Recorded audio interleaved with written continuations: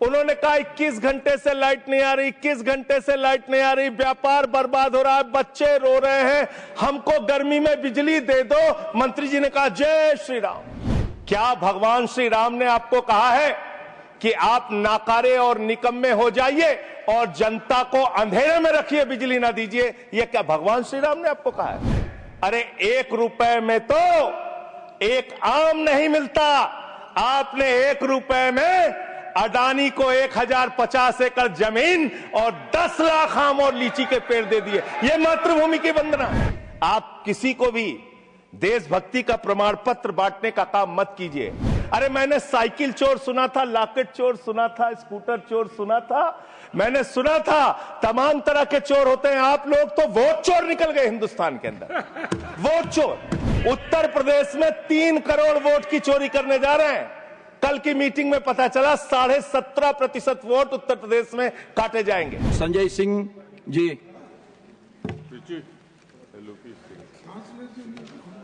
Vande Mataram sir, आपका बहुत बहुत आभार कि आपने वंदे मातरम जैसे महत्वपूर्ण विषय पर मुझे अपनी बात कहने का अवसर दिया।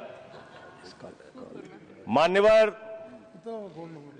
मैं सोच रहा था कि वंदे मातरम के बारे में उसके 150 वर्ष पूरे होने पर यह चर्चा सरकार के द्वारा क्यों प्रायोजित कराई जा रही है। एक तो यह अच्छी बात है कि देशभक्ति की भावना का विकास सबके अंदर हो। वंदे मातरम के महत्व को सारे देश के लोग समझें, नौजवान समझे, किसान समझे, मजदूर समझे, पढ़ा लिखा समझे, गैर पढ़ा लिखा समझे। यह अच्छी पहल है। लेकिन मैं साथ ही साथ यह भी सोच रहा था तो एक घटना मुझे याद आई मान्यवर। वो घटना थी उत्तर प्रदेश की। हमारे एक ऊर्जा मंत्री हैं माननीय मंत्री जी AK शर्मा जी, उनके सामने व्यापारी लोग पहुंचे। उन्होंने कहा 21 घंटे से लाइट नहीं आ रही, 21 घंटे से लाइट नहीं आ रही, व्यापार बर्बाद हो रहा है, बच्चे रो रहे हैं, हमको गर्मी में बिजली दे दो। मंत्री जी ने कहा जय श्री राम, बजरंगबली की जय, और गाड़ी में बैठ के चले गए। मैं आपके माध्यम से सरकार से पूछना चाहता हूं, क्या भगवान श्री राम ने आपको कहा है कि आप नाकारे और निकम्मे हो जाइए और जनता को अंधेरे में रखिए, बिजली ना दीजिए? यह क्या भगवान श्री राम ने आपको कहा है? यह शिक्षा आपको भगवान श्री राम ने दी है? मान्यवर, मुझे वंदे मातरम आम आदमी पार्टी की रैलियों में, आम आदमी पार्टी की सभाओं में जब भारत माता की जय और वंदे मातरम जोर जोर से लगाए जाते हैं। किसी दिन लगाने का मन हो तो आ जाना हमारी पार्टी के कार्यक्रम में, आपसे ज्यादा तेजी के साथ वहां पर वंदे मातरम लगाएंगे। सदन में भी लगाना चाहते हो लगाओ। तो आप इन नारों के पीछे, ये नारे देशभक्ति के हैं, ये नारे देश की रक्षा के हैं, ये नारे देश को आजादी दिलाने के लिए हैं। ये नारों के पीछे अपने गुनाहों को छिपाने के लिए नारे नहीं है, मैं कहना चाहता हूं मान्यवर। और आप क्या कर रहे हैं? आप इन नारों के पीछे अपने गुनाहों और अपराध को छिपाना चाहते हैं। वंदे मातरम का मतलब क्या है? वंदे मातरम का मतलब है मातृभूमि की वंदना। मातृभूमि की वंदना। हम मातृभूमि की वंदना करते हैं, तो आप कैसे मातृभूमि की वंदना कर रहे हैं? अरे 1 रुपए में तो एक आम नहीं मिलता। आपने 1 रुपए में अडानी को 1050 एकड़ जमीन और 10 लाख आम और लीची के पेड़ दे दिए। ये मातृभूमि की वंदना, ये आपकी मातृभूमि की वंदना है। आप मातृभूमि को बेचकर मातृभूमि की वंदना कर रहे हैं। ये मातृभूमि की, आज वंदे मातरम पे ही बात करूंगा सर। मातृभूमि की वंदना, मातृभूमि की वंदना हिंदुस्तान के एयरपोर्ट को बेच के नहीं हो सकती। मातृभूमि की वंदना रेल को बेच के नहीं हो सकती। सेल को बेचकर नहीं हो सकती, समुद्री तटों को बेचकर नहीं हो सकती, कोयला और गैस को बेचकर नहीं हो सकती, हिंदुस्तान की जमीनों को बेचकर नहीं हो सकती।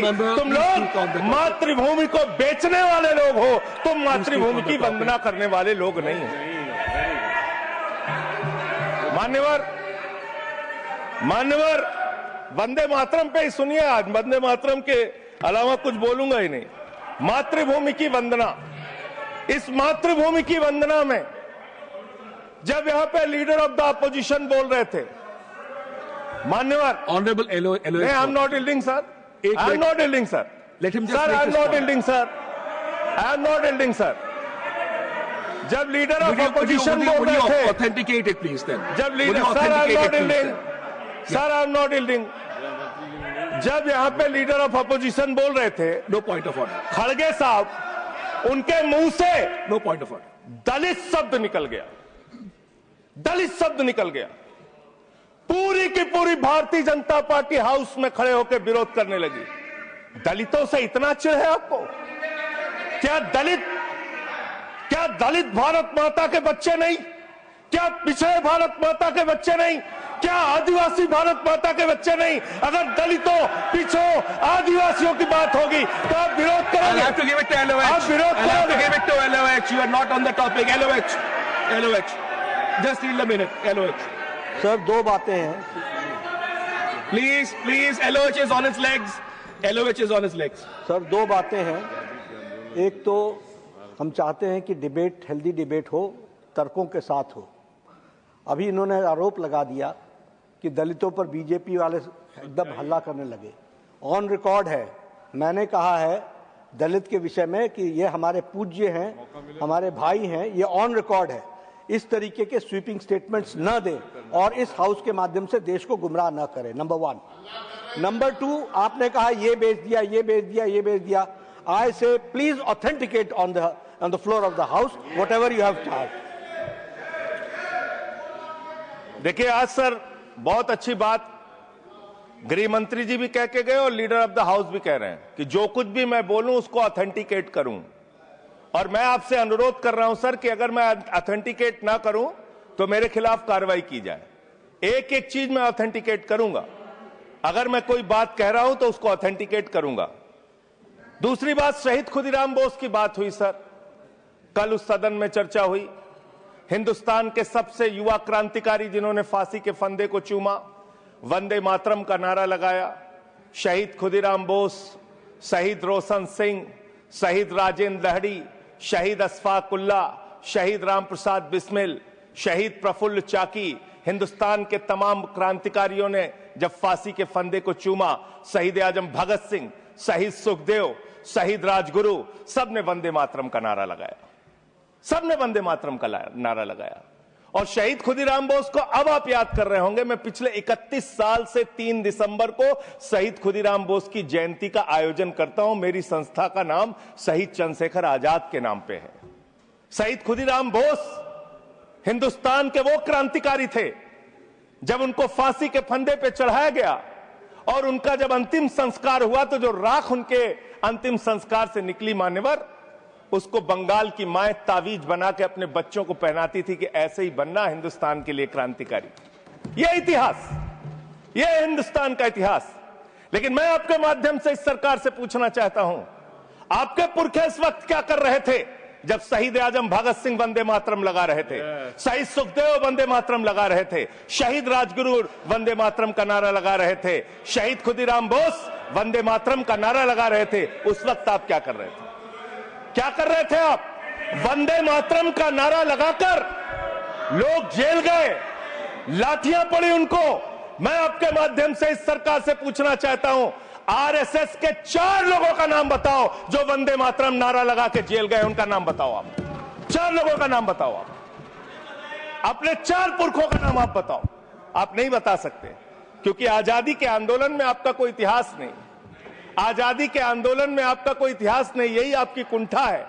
तो इसलिए कभी आप कहते हो सरदार वल्लभ भाई पटेल आपके हैं।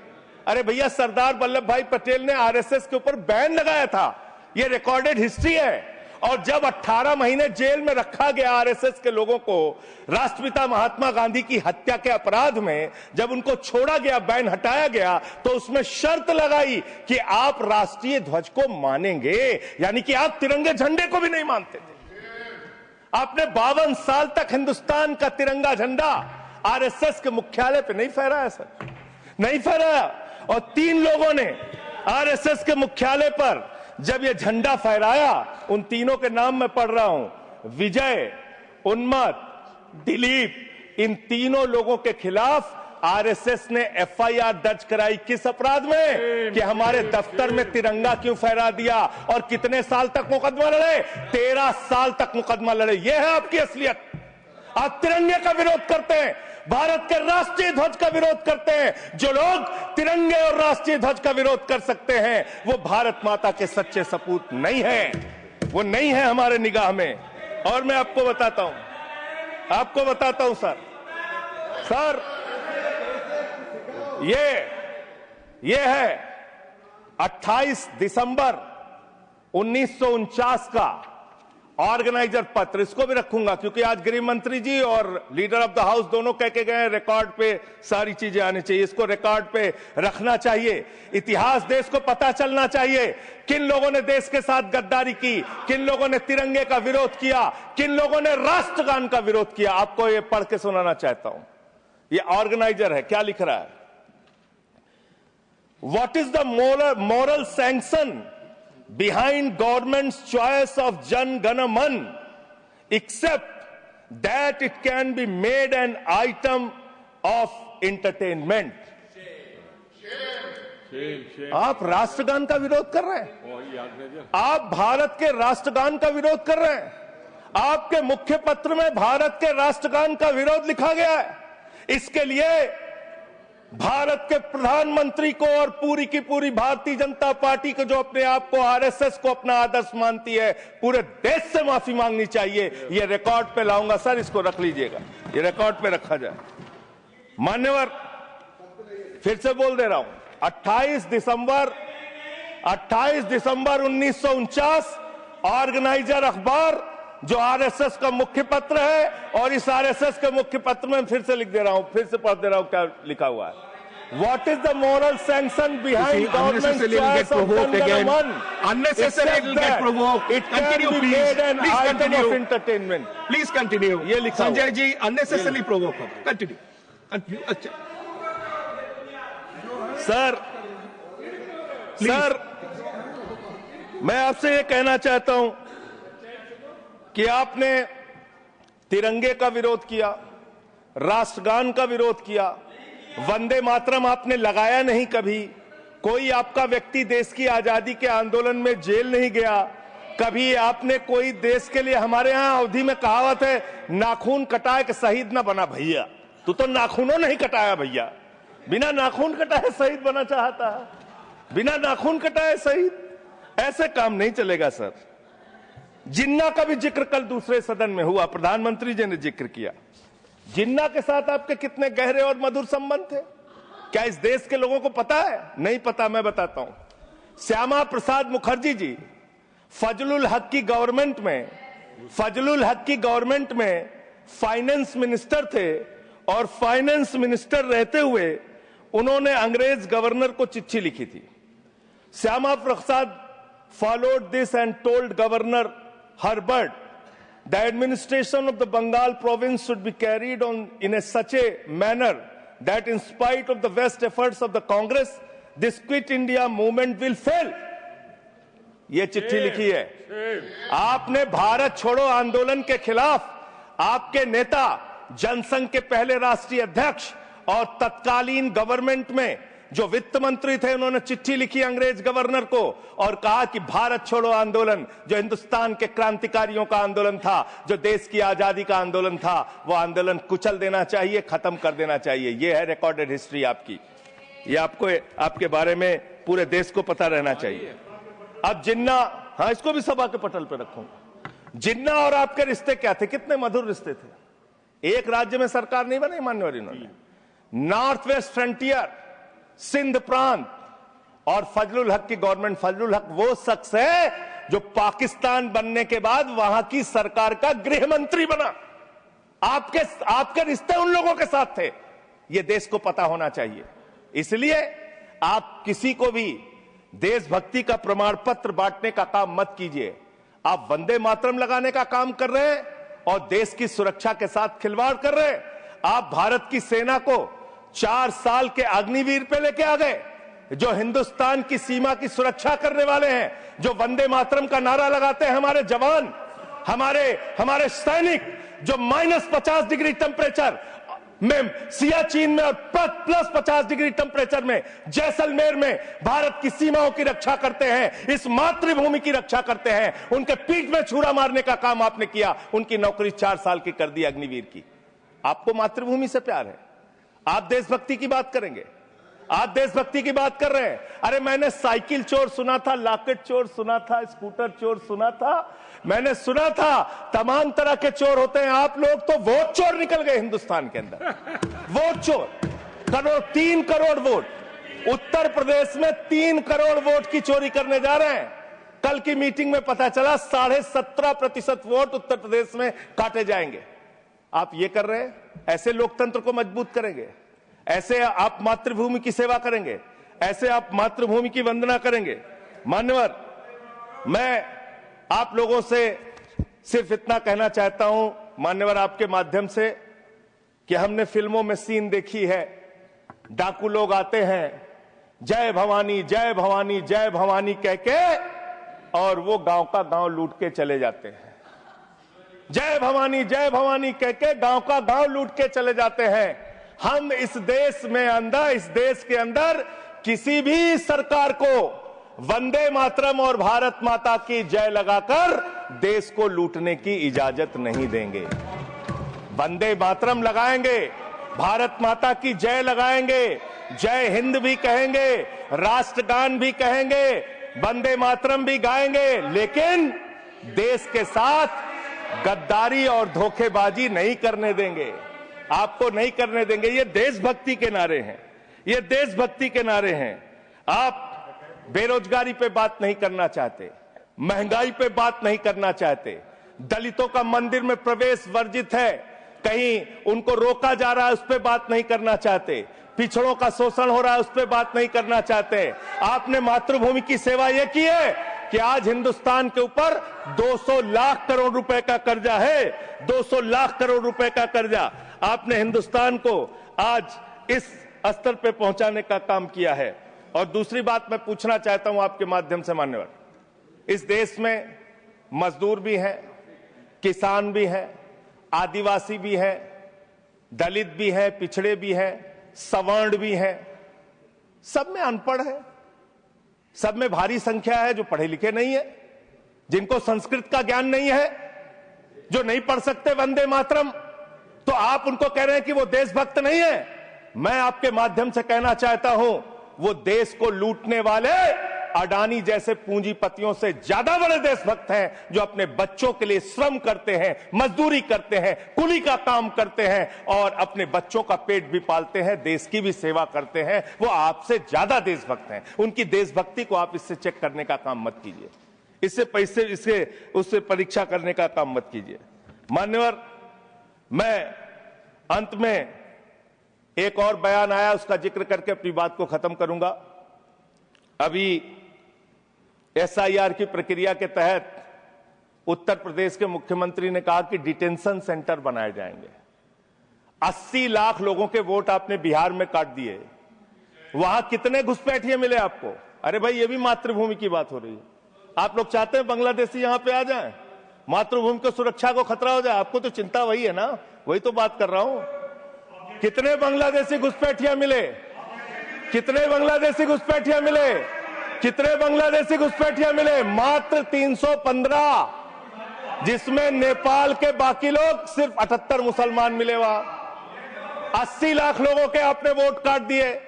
अब आप कह रहे हैं उनको डिटेंशन सेंटर में रखेंगे, उनको डिटेंशन सेंटर में आप रखेंगे जो हिंदू हैं, जिनके जो पूर्व IAS हैं। आप इस देश का सिर्फ माहौल बिगाड़ना चाहते हैं। आप इस देश को सिर्फ नकली नारों के पीछे सिर्फ आप अपने आप को छिपाना चाहते हैं। वंदे मातरम देशभक्ति का नारा है, भारत माता की जय देशभक्ति का। हाँ, दिल्ली में तो काटोगे ही आप, ठीक ही कह रहे हो, पहले से ही नियत बता दिया। दिल्ली की हालत तो कर दी आपने। अरे इसमें क्या लिखा हुआ है, इसमें क्या लिखा हुआ है?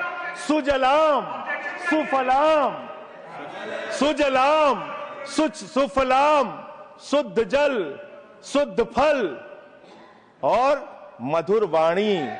मधुर वाणी, मधुर वाणी कौन बोल रहा है? देश के प्रधानमंत्री मधुर वाणी बोल रहे हैं। मुजरा जैसे शब्दों, अरे भाई इसी वंदे मातरम की सेकंड्स रह गए सर, वंदे मातरम की तो बात कर रहा हूं, हमारे पास और टाइम है सर, टाइम है सर। सर मधुर वाणी, मधुर वाणी, मधुर वाणी। सर जहरीली हवा और जहरीला पानी दिल्ली में दे रहे हैं, हमारे पूर्वांचल के भाइयों के ऊपर बुलडोजर चला रहे हैं। सर मेरे टाइम में से काट लीजिएगा, पार्टी टाइम में से काट लीजिएगा, प्लीज कंक्लूड, पार्टी टाइम में से काट लीजिएगा। सर हमारी पार्टी का टाइम 24 मिनट है। Please 1 second, 1 second, 1 second. Delhi को, Sanjay ji 1 second, 1 second, 1 second. Honourable members, honourable members, 1 second. शांत हो जाओ। माननीय संजय जी, माननीय संजय जी, माननीय संजय जी, कंक्लूड करिए, आपका समय खत्म हो रहा है। सर 24 मिनट मेरा टाइम है, प्लीज। मैं अपने माननीय Neeraj ji, please please, he is concluding, he is concluding, please conclude. 10 second sir, please conclude, आपका समय समाप्त हो गया। सर मेरी पार्टी का समय 24 मिनट है। ठीक है, मेरी पार्टी का समय 24 मिनट है। और कोई स्पीकर नहीं है आपके? स्पीकर एक और है, उनमें से आप काट लीजिएगा समय, मैं कह रहा हूं ना। हाँ, ये हमारा अधिकार है, पार्टी का अधिकार है। तो मान्यवर, 10 महीने में आपने दिल्ली की वो हालत कर दी, जहरीली हवा यहां पर आने लगी। दिल्ली को आपने दुनिया का सबसे प्रदूषित शहर बना दिया। बच्चों शांत हो जाओ, बच्चों शांत, बच्चों हल्ला मत करो, शांत हो जाओ। अरे मैं एक मुख्यमंत्री इन्होंने बनाया है, कंक्लूड करिए सर। एक मुख्यमंत्री बनाया इन्होंने, प्लीज, खत्म कर रहा हूं प्लीज। एक मुख्यमंत्री बनाया है जिसको ये नहीं मालूम कि AQI होता क्या है, कंक्लूड करिए। वो टेम्परेचर बता रही है, ये हालत है। तो इसलिए मैं अंत में इन्हीं लाइनों के साथ कि पहले ये तय करो, पहले ये तय करो कि वफादार कौन है। ये वक्त तय करेगा कि गद्दार कौन है, ये वक्त तय करेगा कि गद्दार कौन है। पहले ये तय करो कि वफादार कौन है, ये वक्त तय करेगा कि गद्दार कौन है। वंदे वंदे, थैंक यू, वंदे वंदे वंदे वंदे वंदे वंदे। कोई बीजेपी वाला वंदे मातरम नहीं लगाया sir. Thank you, thank you.